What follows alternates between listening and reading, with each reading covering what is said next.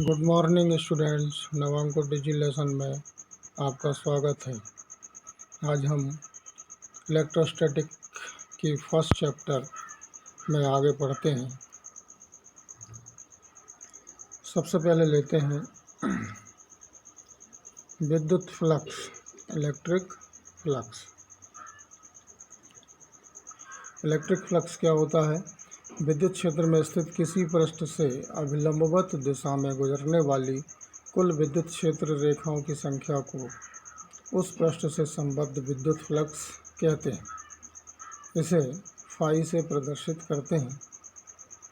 यदि विद्युत क्षेत्र ई के लंबवत रखे पृष्ठ का क्षेत्रफल वेक्टर ds हो तो इस क्षेत्रफल से संबद्ध विद्युत फ्लक्स डी फाई होता है। D phi equal to E D s इसका फार्मूला है। विद्युत फ्लक्स का क्षेत्रफल ds से संबद्ध तीव्रता ई के क्षेत्र में जो फ्लक्स होता है वो है d phi equal to E D s. इसे हम डायग्राम से समझ सकते हैं। पहले डायग्राम में जो क्षेत्रफल ds है, पृष्ठ ds है, वो विद्युत क्षेत्र के एकदम लंबवत है। अतः यहाँ पर जो विद्युत क्षेत्र है वो सर्वाधिक है, d phi equal to E D s. दूसरे डायग्राम में यदि विद्युत क्षेत्र वेक्टर ई क्षेत्र ds की दिशा से थीटा कोण बनाता हो तब विद्युत फ्लक्स होता है d phi equal to E D S cos theta. इसमें डायग्राम में यहाँ पर जो क्षेत्रफल ds है और विद्युत क्षेत्र की तीव्रता ई है उसके मध्य कोण थीटा है। तो अतः यहाँ पर एक नया फार्मूला बनता है d phi equal to E D S cos theta.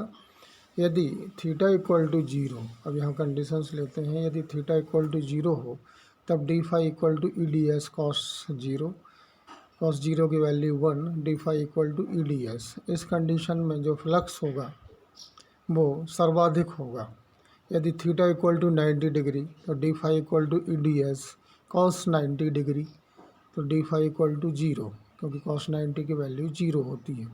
तो इस कंडीशन में जो फ्लक्स होगा वो सबसे कम होगा। विद्युत फ्लक्स का जो SI यूनिट होगी वो होगी न्यूटन मीटर स्क्वायर पर कूलम।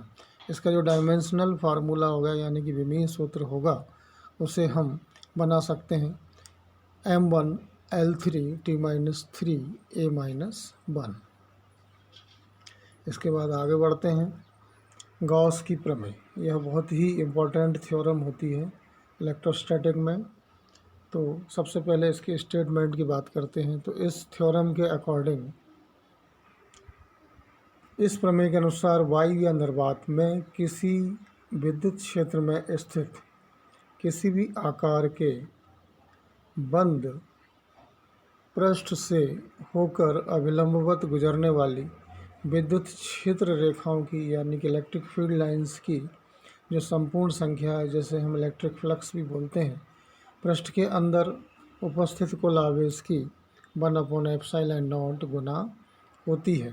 अर्थात phi equal to integration closed circuit के लिए, क्लोज्ड कर्व के लिए vector e dot vector d s equal to Q/ε0, जहाँ Q बंद पृष्ठ के अंदर चार्ज है तथा ε0 वायु निर्वात की विद्युतशीलता है।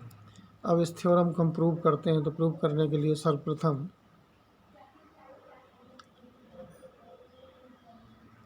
डायग्राम बनाते हैं। यहाँ पर ऐसे एक बंद पृष्ठ है, इसके अंदर plus Q charge point O पर रखा हुआ है।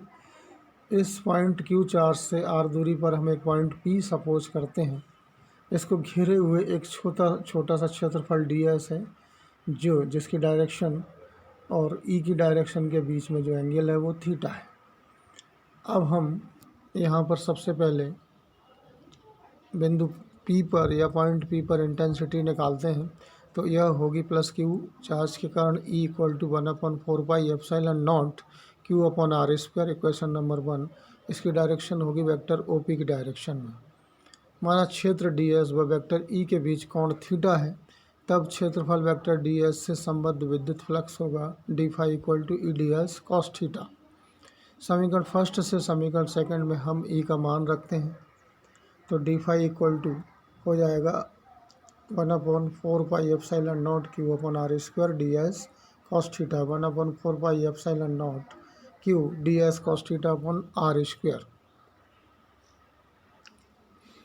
इसके बाद आगे बढ़ते हैं, D phi equal to 1/4πε0 Q D omega, क्योंकि यहाँ पर D S cos theta upon R square equal to D omega क्षेत्रफल डी एस द्वारा बिंदु ओ पर बनाया हुआ यहाँ पर सॉलिड एंगल है, यानी कि घन कोण है। अब हम संपूर्ण पृष्ठ एस से संबद्ध कुल विद्युत फ्लक्स निकालते हैं, तो फाई इक्वल टू यह निकलेगा Q upon 4πε0 integration D omega, जो कि क्लोज्ड सरफेस के लिए है। तो phi equal to Q upon 4πε0 into 4π, चूँकि यहाँ पर किसी भी क्लोज्ड सरफेस के द्वारा उसके अंदर किसी बिंदु पर जो सॉलिड एंगल होता है वो 4π होता है, अतः यहाँ पर इंटीग्रेशन डी ओमेगा की जो वैल्यू होगी वो 4π होगी। तो उसको रखने के बाद कैंसिल करने के बाद हमें लास्ट में मिलता है phi equal to Q upon ε0।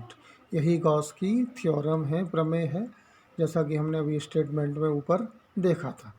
इसके बाद बढ़ते हैं आगे, गॉस की प्रमेय के अनुप्रयोग यानी कि एप्लीकेशंस ऑफ गॉसस थ्योरम। अनुप्रयोग को समझने के पहले हम गाउसियन पृष्ठ के बारे में समझते हैं। तो यहाँ पर ये गाउसियन सरफेस क्या होती है? वह सरफेस, वह पृष्ठ जो दिए गए आवेश वितरण के परितः क्या हो, सममित हो, तथा जिस बिंदु पर हमें विद्युत क्षेत्र की तीव्रता की गणना करनी हो वह बिंदु उस पृष्ठ पर स्थित हो, वो गाउसियन सरफेस या गाउसियन पृष्ठ कहलाता है। तो गाउसियन सरफेस का यूज हम गॉस की प्रमेय के एप्लीकेशन में या अनुप्रयोग में करते हैं। तो इसके लिए हम पढ़ते हैं सबसे पहले गॉस की थ्योरम की सहायता से किसी बिंदु आवेश के कारण विद्युत क्षेत्र की तीव्रता का व्यंजक निकालने की कोशिश करते हैं। इसके लिए डायग्राम देखते हैं। चित्र में बिंदु ओ पर प्लस क्यू आवेश रखा है। इसके कारण हमें बिंदु पी पर आर दूरी पर विद्युत क्षेत्र की तीव्रता ज्ञात करनी है।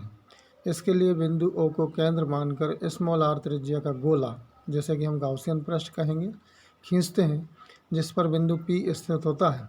गोले से होकर गुजरने वाला संपूर्ण विद्युत flux phi equal to surface integration e D S cos zero, e surface integration d s, क्योंकि कॉस जीरो की वैल्यू 1 होती है।